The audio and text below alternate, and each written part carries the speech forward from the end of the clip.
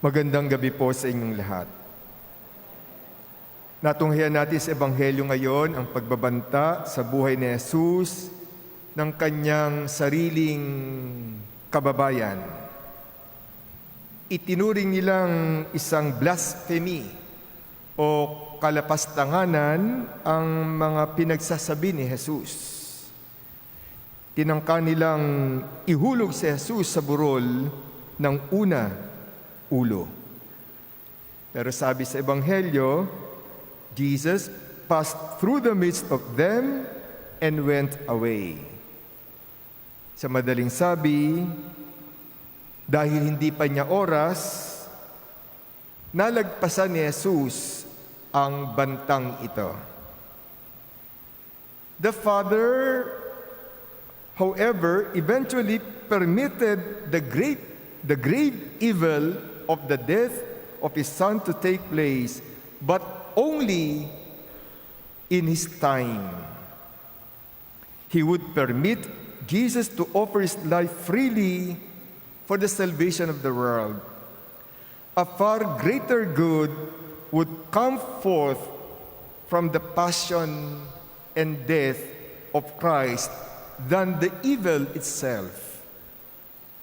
But it was only permitted by God when the time was right.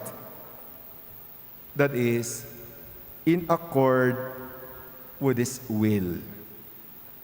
Mga kapatid, ganito rin ang nangyayari sa buhay natin.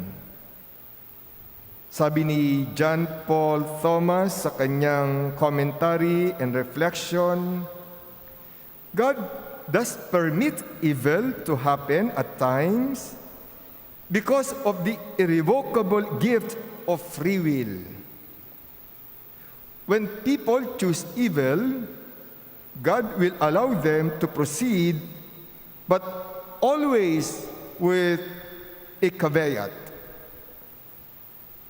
The caveat is that God only permits evil to be inflicted upon others when that evil is able to be ultimately used for God's glory and for some form of good.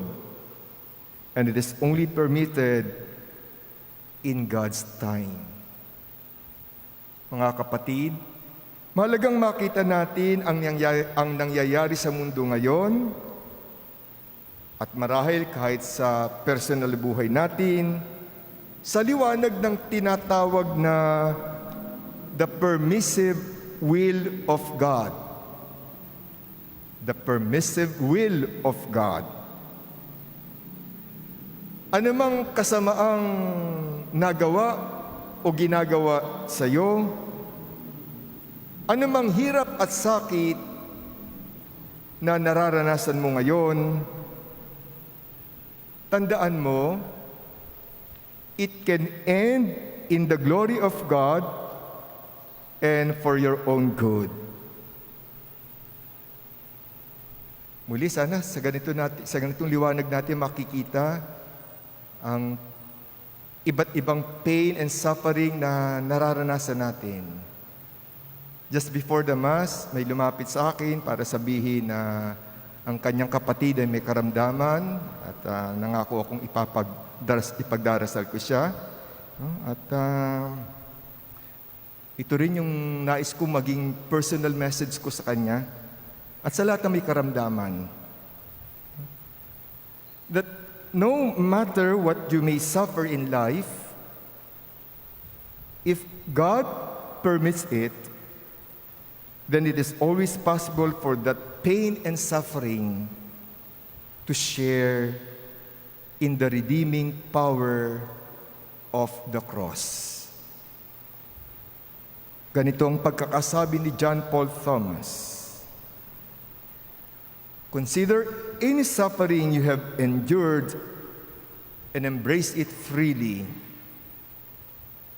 You can embrace it knowing that if God permitted it, then He certainly has some greater purpose in mind.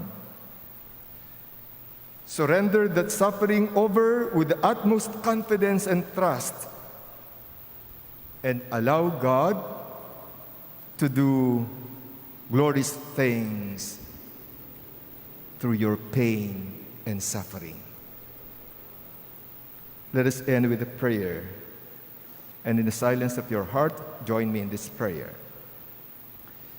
God of all wisdom, I know that you know all things, and that all things can be used for your glory and for the welfare of my soul.